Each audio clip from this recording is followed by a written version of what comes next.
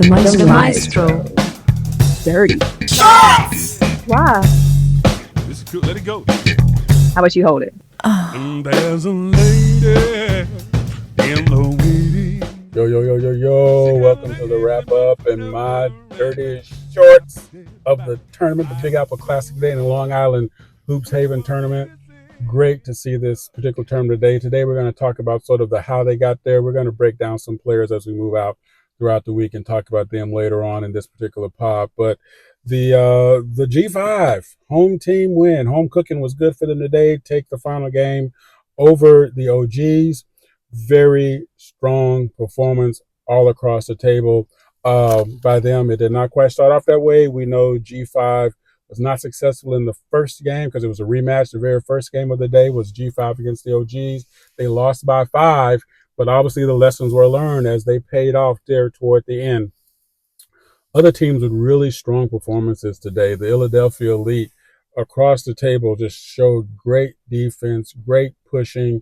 I love the fact that how they use the entire floor for their defense in their overtime. Even though it was a loss to the OGs in the first semifinal game, they definitely showed that not only were they able to be offensively prolific, as it were, as my co-caller buddy called it with yells, but also that they were able to turn on the defense too.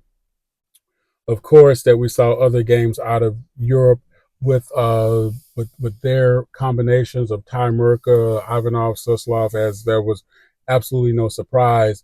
The reality of their game, quite frankly, came down to the fact that the G5 imposed their will upon them. G5, without the size advantage, won their games in the semifinals and final rounds by playing where the bigger, more athletic team met them. In other words, G5 played the game in the post on both sides of the game, very strong off the boards, and also brought them into their transition game as they kicked in that defensive mode. And then with that, they allowed themselves to not only stay in the game, be in the game, see the game, be the game, see what they did there, but also be able to do what?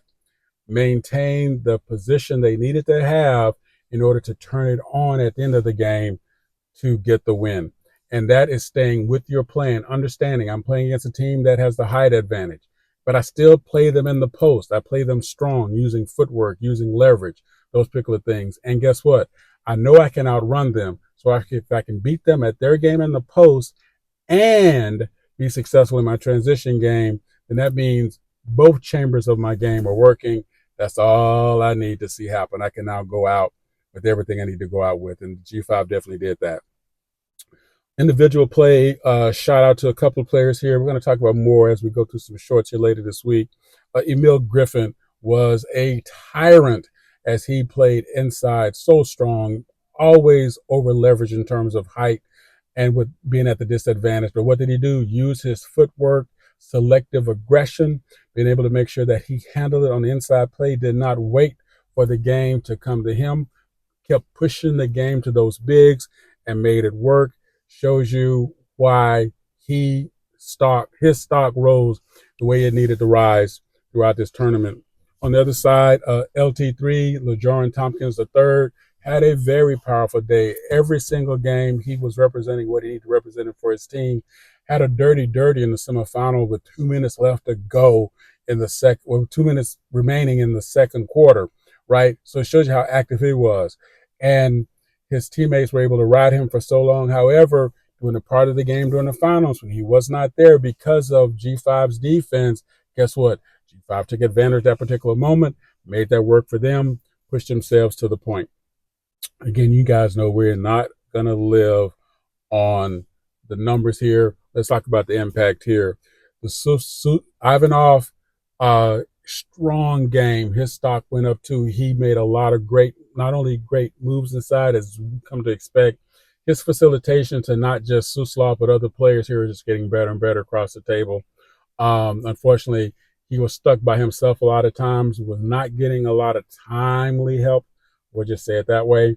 And because of that, he found himself in a position where he was not able to do enough to carry Europe even past the semifinals.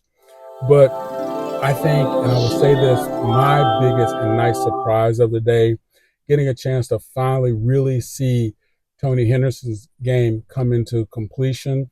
Now he has a platform that is so much higher for me than it was before. I like this game, but seeing now what he's able to do as a defensive player, yes, but what did we see in that first game?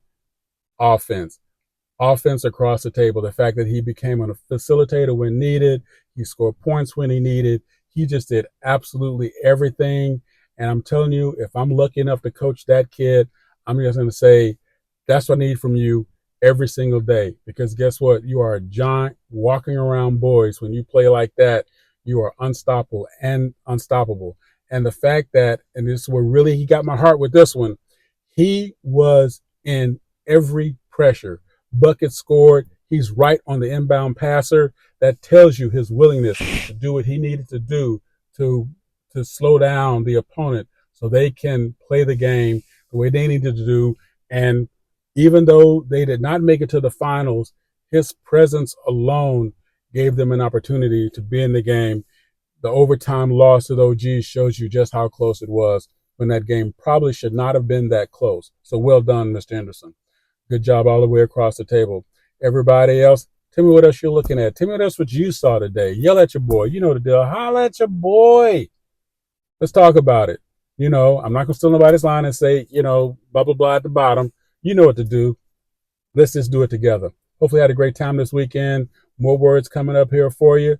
See the game, be the game, and never let Jason Bourne borrow your car. Oh, wait, you want me to read? Thank you again for checking out the Maestro's Durty Shorts. Is it last call? Oh. Have you seen my glasses? Drop a tag below and give us a piece of your mind.